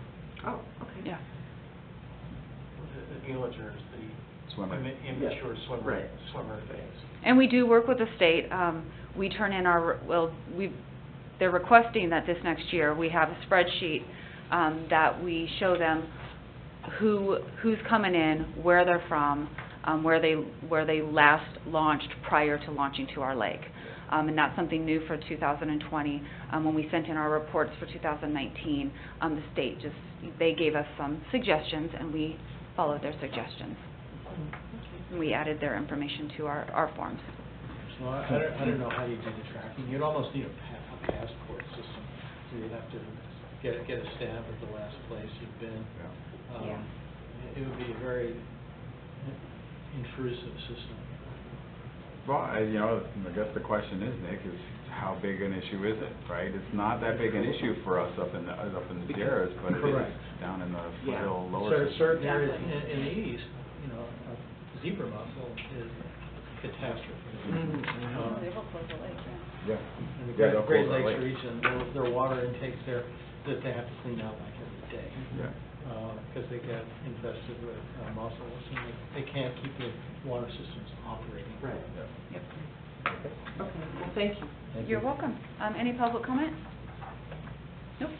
All That right, being said- Jacqueline, you're up. All right. Vegetation management update. All right, good morning again. So, this morning, I'm up here to give an update on the IVM program's Phase 3 study that we started in December of last year. Phase 3 was following up, let's see, we can, maybe the next. The clicker's over by chili. I know, I'm down, I'm trying to freeze. Yeah, cold. Thank you. Temperature monitor. I think we need one of those desks. I think you need one of those where you can just remotely do it. There we go. All right. So, Phase 3 study. There we go. We'll start with a little bit of background. It's a new year, so in 2017, NID initiated a Phase 1 study to look into alternative herbicide options for vegetation control along its raw water systems. During Phase 1, the district evaluated alternatives, including organic herbicides. Hey, Greg, would you mind taking that conversation out? There was some goat grazing done on some of the canals, weed whacking along the canals, and then an abrasion weeder, which was using mashed up walnut shells and trying to blow it along the vegetation on the water line. Phase 1 study results informed the Phase 2 study that we went into, which it narrowed down the alternative organic herbicides from Phase 1. We looked at the ones that seemed like they were more successful. We also looked at mechanical treatment during that Phase 2. We looked at a steam machine, a flamer. Again, we did some of the weed whacking, and then again, the abrasion weeder. And then during that Phase 2, we also did some native seed plug planting on the canal system, not only to see if it would outcompete unwanted weeds, but also to see if it could sustain the canal banks in areas where they are more conducive to erosion. Let's see. So the results of Phase 2 resulted in us identifying opportune and weed slayer as the top performing alternatives. It recommended opportune and weed slayer along testing of those two along longer canal segments, as Phase 1 and 2 were just about 10 by 10 foot plots. So with Phase 3, we've done a longer segment. Of course, continued monitoring and data collection and reporting of that. We also are investigating the opportunity to fabricate a boom type system that we could attach to the boom as a boom device to the steamer. The steamer that we tested, it was more like a vacuum, which isn't very efficient. It was effective on small plots, but it wasn't going to be effective for our long swaths along the canals. Phase 2 also recommended studying the cost to the district of reducing or eliminating glyphosate from the program, which we are working on right now. So that's developing, not been complete yet. That is not complete. Okay, that is thank you. what we're going to work on this year. It recommended looking into the self-propelled flail mower and then flaming along the water line edge. So, moving on to phase 3, the location. So, looking for longer swaths to test upon, we identified 2 locations. One is new to the study, the 1-2-3 study.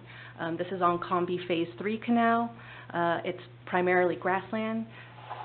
This slide shows an aerial and then a topo map of where the location is. You can see the aerial shows that it is primarily grass.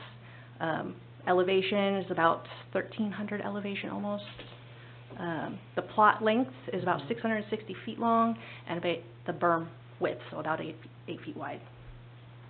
So this is the Combi Phase 3 location, and the Auburn Ravine location that we used for Phase 1 and 2, we just lengthened the segment adjacent to the Phase 1 and 2 locations.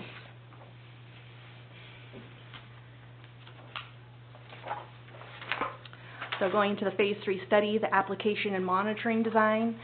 So the first application, we were focusing on performing a pre-emergence. So that is laying down the herbicides before vegetation has come up.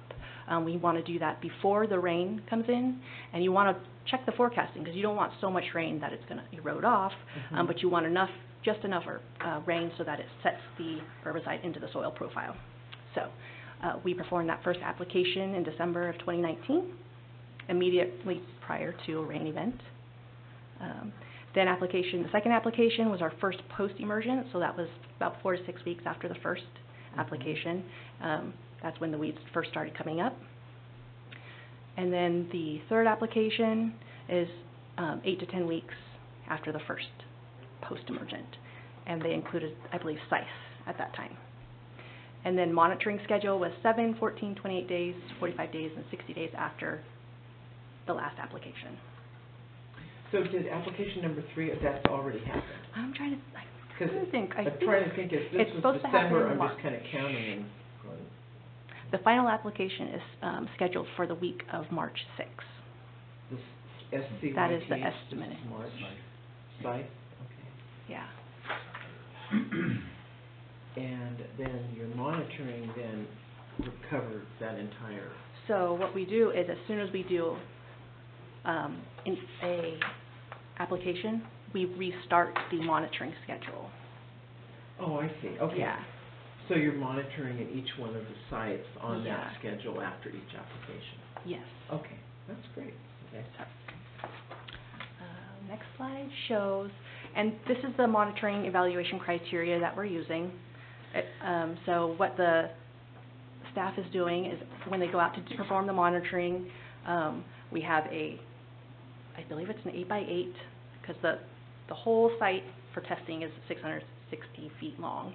And we've done, I believe it's 8x8 plots, so they have kind of a PVC plot they've designed, and there they go every distance, and then they put it down, and then they evaluate based on this set of criteria right here.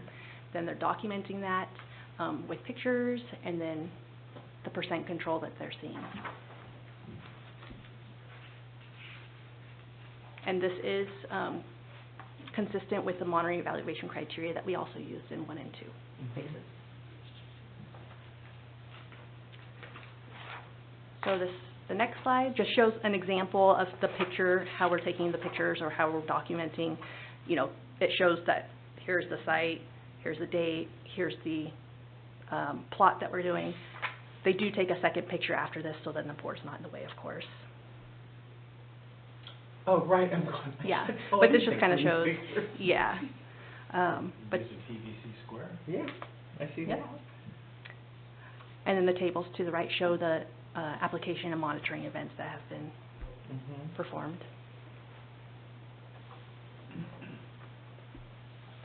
Right. So the actual plots are established from monitoring event to monitoring event. So you put that square down here this time. Yes. The next time, the time after. Yes, because they're taking a roller out there and they're rolling to the next. So that the plots aren't moving around. Correct. So that where they're collecting the data is in the same It's consistent. location. Okay. The next slide just shows. So the phase 3 final application is scheduled, planned for the week of March, between March 6th and March 20th. Of course, we're looking at the weather to make sure that we have appropriate weather. And then we'll start again the final phase 3 monitoring events. We hope to have the report completed after all the monitoring events and data collected, a final report sometime late summer or in the fall. That'll give, all the results of the study. Yeah. So that gives us enough time to perform all the post-monitoring and then put the report together. It, again, will be posted on the NID website under the Vegetation Control Program. We're always going to continue looking for grant opportunities. We did just put in a grant in effort to try to purchase the steam machine and then work with the vendor to help in design so that they could design and build the boom that we're thinking of, which I just found out this week that we're not successful at getting the grant. They were looking for a funding an opportunity or funding a project that had known results, that they know what the success rate would be. They weren't looking for something in progress. Something in progress or something that was research. Yeah, God forbid you might find out something doesn't work. We're going to fund a project that works. Yeah. The whole point of the study is to find out whether it does or doesn't. Right. Yeah. So they wanted to fund something that was known to be economically feasible and efficient at controlling. So. Jacqueline, we talked a little bit about the native veg planting. Yes, and so going back to that, we are going out there and taking a look at it regularly. I think they were out there a couple weeks ago. I don't know which week it was. But what they observed is the plugs that are in the higher elevation that are not immediately adjacent to the water line aren't doing as well. But there are the plots that are under shade canopy, those plugs are doing okay. I haven't seen the pictures yet. I'll try to get some of those for next time. What kind of plants are they?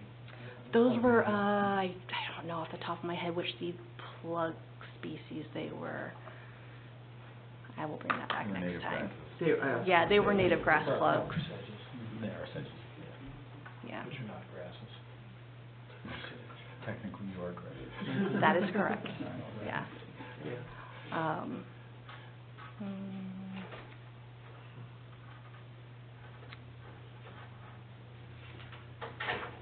Okay. Jacqueline, what's your timeline for the glyphosate? I might as well ask this. What's the Yeah. timeline for the glyphosate study? So we have outlined a scope. We are in the hiring process. We have our assistant maintenance superintendent of vegetation retiring in a few months. So I want to bring the new person on and then roll with the request for proposal, putting that out. So they are part of the process. The new replacement is part of the whole process. Okay, so it'll be a few months until you replace that person, and then it'll be yet a few months more, presumably, to do. How long do you think the study, the cost study of the elimination of the glyphosate will take? Once we bring on a contractor, I don't feel like they're going out there and they're doing field trials. They're going to be going out and investigating what other entities are doing, what available information there is. So I'm hoping by the end of the year we can have some kind of study brought back. Yeah. And so how does the study work? You're evaluating, let's say glyphosate is effectively controlling vegetation and it has X cost. And then you're looking at other methods to get the same degree of control and looking at the cost of those alternative methods and comparing the glyphosate control to the other control. I think it's more the state eliminates glyphosate. What do you do? What do you do? What alternatives are currently available? What alternatives are available to you, and what are their impacts? Okay. Right. And Which kind of weaves into a bunch of the other, which weaves into the two other studies that we didn't do this year, but will feed for next year. Right. So the anticipation is that other methods may be more costly, and that and the effectiveness. And that translates into rates. In the end. In the end, I mean, it is a rate issue. So Jacqueline, let's talk a little bit about the timeline. So if the weed suppression timeline, right, as I come into the winter, if I have this report available to me, that can help us shape our spring applications as we move forward. For 2021? For 2021, right? Yes. So we'll have phase 3 complete. We'll decide whether or not we're gonna continue using the opportune mix plus Slayer, plus site. And then we'll have the other report, the glyphosate report, which will then kind of shape what arrows are in our quiver. We'll also have some of the mechanical treatment stuff more under our belt, and we'll be able to say, yeah, we're gonna use this, or no, this isn't cost effective. So when do you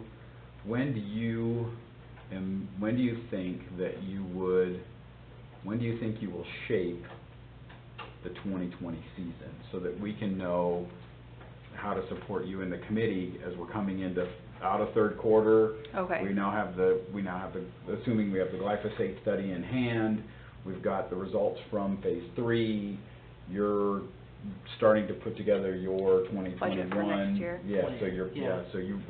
So we've done our budgeting already. Right, we started budgeting So it'd be in for June. 2021 is what this would be informing. Right, but the budget's So- out of cycle. Right, you can't make just budgetary decisions, so you're gonna have to take a long run on the budget, so that you have the right amount of budget to move 2021's veg management program forward, right? If we're gonna make changes. Yes. Okay. So to shorten that, then it would be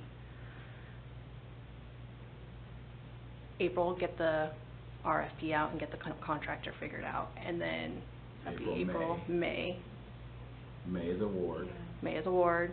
June, July, you're doing the work, deliverable Yep, is in August, final deliverable is in September, Yeah. right? So that's- But that gives us time to modify the budget on the fly a little bit, right? Because we're putting together our committees in September, heading for full budget approval last meeting in October.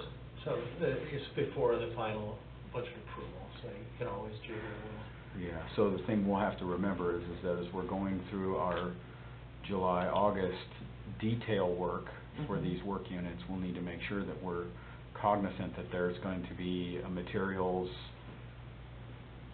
float in there that we may or may not increase or decrease as we go into that. Okay. I have another question. So, in looking at this, is it possible, I mean, it seems like there's some areas based on elevation that you would treat one way, and some areas you would treat Absolutely. something else, and so on and so on. Absolutely. And with that would come different costs, right? You know, Yes. Snow Mountain ditch up here probably requires little or Almost no nothing. treatment, and, you know, the tar ditch down and, you know, would Multiple require much. potentially. So, yeah, I guess I'm just saying, you're taking all of that into account. Absolutely, and we have that kind of we could just data. maybe piecemeal it. I mean, I'm thinking about budget, like, oh my gosh, if we don't have, well, we could start with our worst areas, you know, like wherever that is, wherever you guys determine that is. So we could do partial treatments if the budget didn't allow for full. Yeah, I think Is that true? so I think we're looking for, this echo is, there's a ping somewhere. What we're trying to do is diversify the program so that we can do exactly that. In places where you need really kind of aggressive herbaceous treatment, the Camp Far West ditch, right? I mean, it's in placer, it's in the sun all day long, it's got water all day long, it just grows all day long, right? But up here, like on the Snow Mountain, it barely needs any, and so we want to give the program as many tools as possible so that it can pick the most environmentally friendly, least impactful methodology. Right. I mean, that's kind of where we're, You know, where we're driving. specific to the specific ditch. Exactly. And specific problems or Yeah. whatever.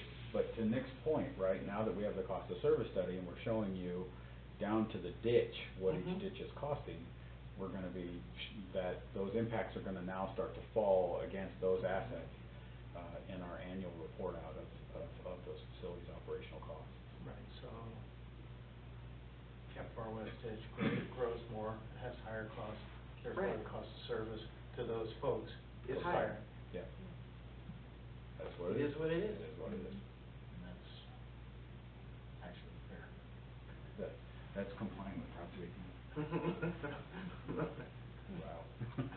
All right.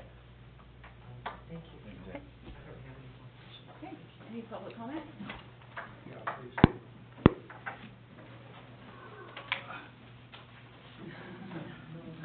Those are old man towns right there. Hey, watch it. It's spring. Watch that. I get enough of that for my More kids, harassment right? for Annie Bariggy. I know, I'm sorry. Well, it's like, I tease my husband, he's, get off the couch, I go, oh, old man sounds going on over there. Okay. It's not just kids. Okay, good morning to the Good. board members and the employees and anybody in the public that's not here. I'm glad to see so much action's being taken on these issues.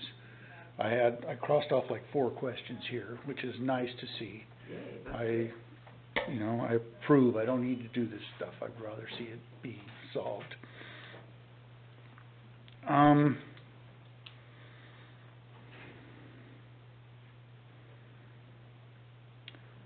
I don't see anything being done to reduce use of copper.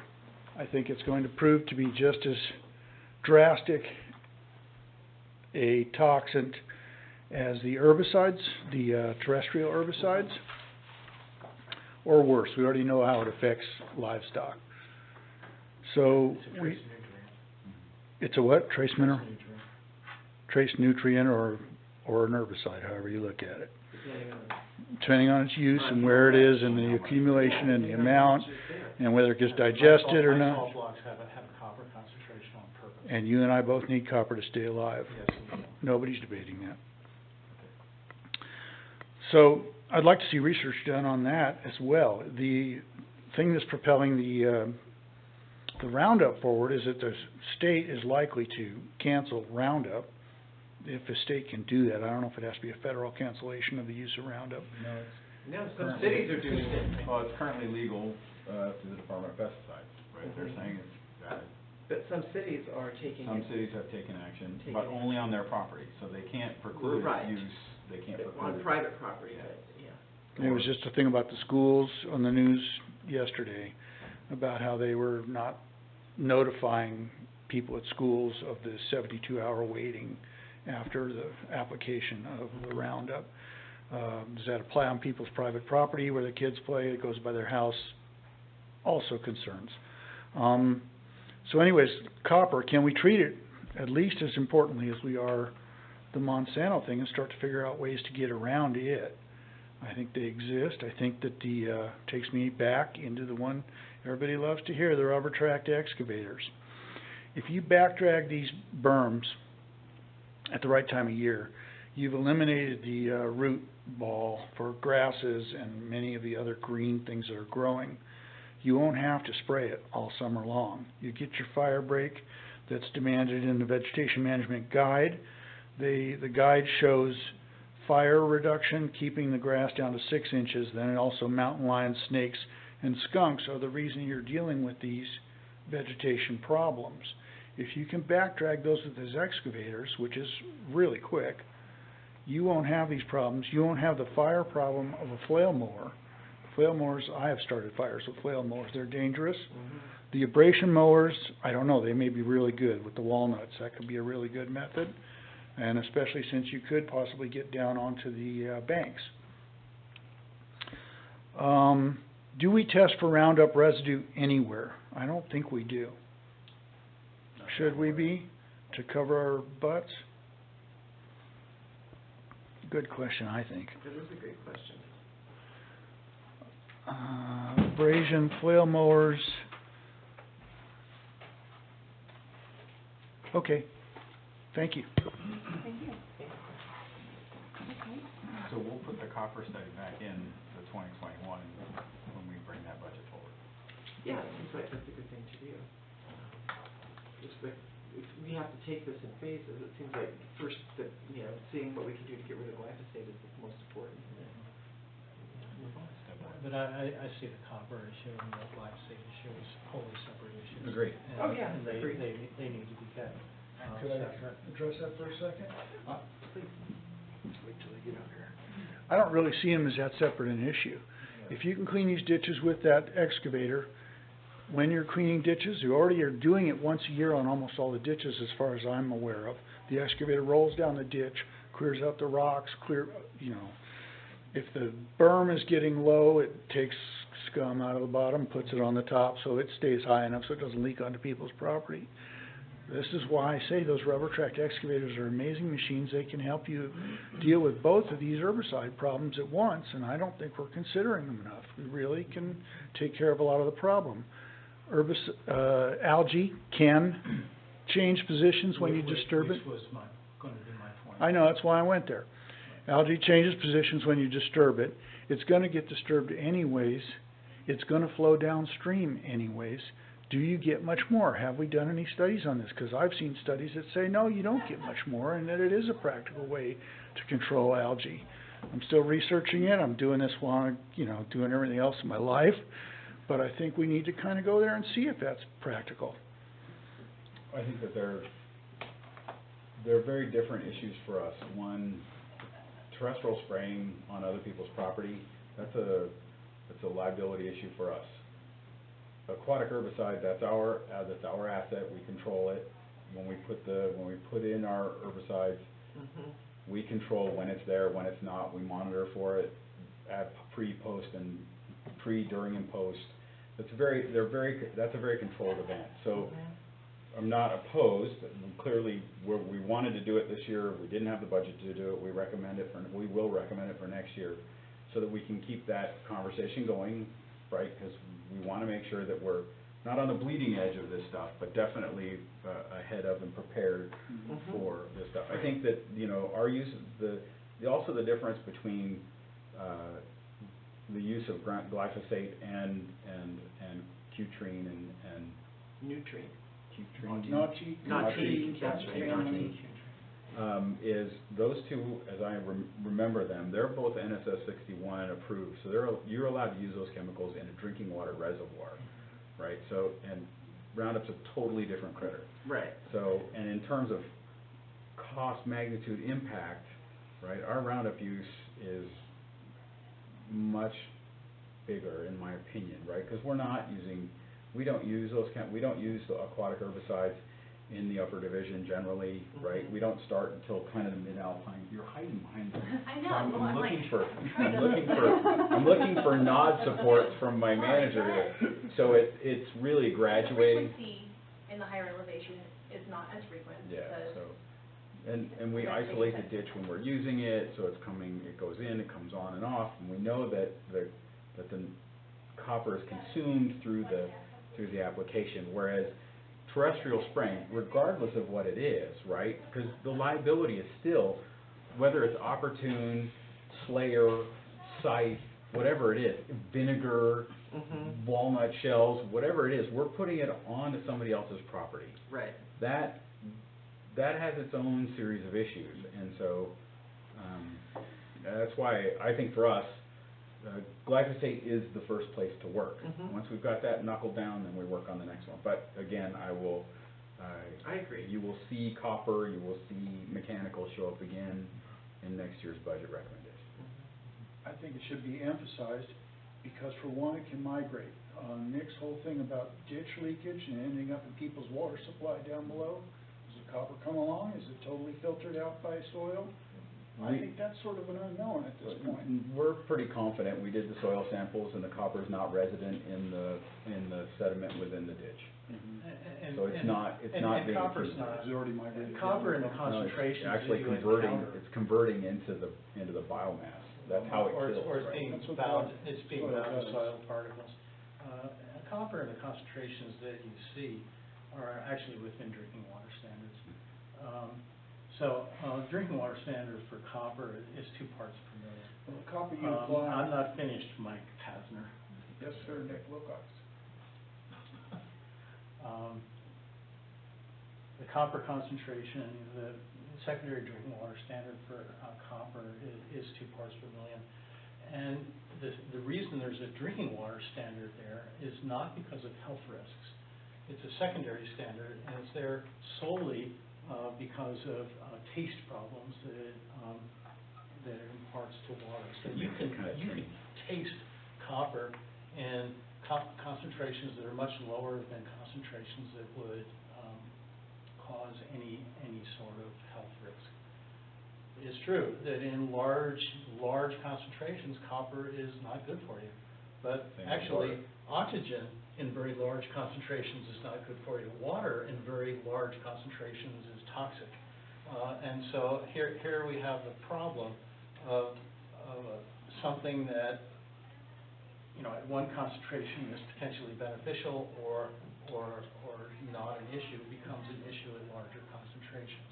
Right. Now, my understanding is that when copper is applied to the canals, it's applied in high concentrations, that we rely on natural mixing in the canal to bring a final concentration of what, about 1.5 parts per million? One part per million, which is half the drinking water standard. And so this is not actually a health issue. Right, but I think that so I have to come on to this as on the advocate side, I guess. I'm carrying Mike's water on this deal. Okay, that's fine. I think the thing is that we don't want to sit back on our heels and not invest some time and effort into looking at the herbicides we are using. If there's something better for us to use, if there's another technique for us to use, I think that that's important, right? I mean, that's a do loop cycle where, you know, we don't want to just say, hey man, Nautique and Q-Trine, they work great, we're going to use them forever until somebody tells us to stop. I can appreciate that position. That's a little regressive, I think. If we're going to be kind of forward thinking, and we want to be looking at other opportunities, alternatives, and to understand the value of what we're doing, because we may come back to that decision and say, nope, these two they're the right ones. We're using them appropriately. This is the low cost alternative, or we're willing to invest a little bit additional money to do these other processes. That's completely fine. But we need to go through that. We need to go through that track so that we can come back to the committee and to the board and to the community and say, we've looked at it. We've had professionals look at it. They've weighed it. This is what the results were. All right, here we go. Yeah. Tell us what you want. Yeah. So my recommendation is I have no problem with looking at the copper issue. I just think it's a separate issue. Okay. And you must not conflate Roundup and copper. They are different issues. They have a whole different set of effects and issues related to them. I'm the last turnout on the tar, and 5 years ago or so, the algae control wasn't working very well, and I couldn't keep my box clean for 20 minutes. And over the last 5 years, whatever the crew is doing is working. So I can easily go for an 8-hour or a 6-hour irrigation cycle without having to break down and clean out the screens. And that's a good day for me, when I don't have to monitor my screens and clean them out every 20 minutes. Well, there's always two sides to the coin, right? We have a number. There are people that I'm aware of that actually irrigate all the Q-Trines in the system because it cleans their system as well.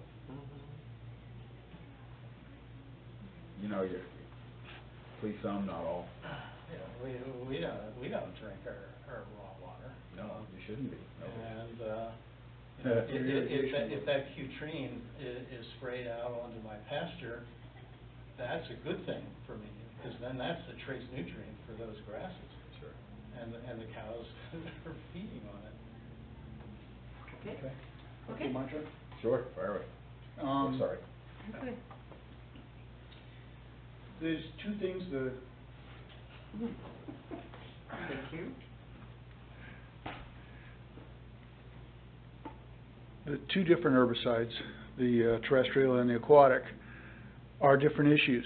They could have a common solution. That's what I'd like to see looked at, Nick. That's why I'm grouping them together. I'm not telling you that they're the same. I'm saying they may have a common solution, especially in the rubber tracked excavator, which for some reason won't get looked at. But you're talking about going after root masses and so on.